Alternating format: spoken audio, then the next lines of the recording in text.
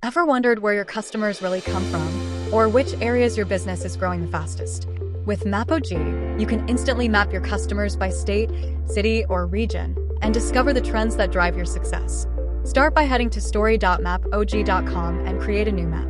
Add your story template as category, provide title, description, and image for clarity. Go to Process Custom Location. Press Add by uploading Excel. Now, go to Select Custom Location Template Settings and create a new custom location template.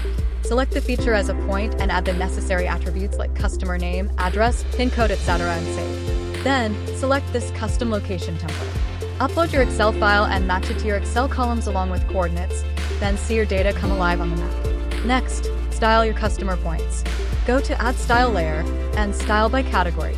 In the category style, choose the attribute you want to categorize on the basis of like state, city, or region. For example, if you choose the state attribute, you can select icon and color.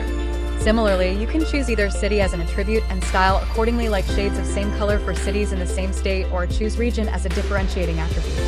Now, choose the appropriate and press Save Style.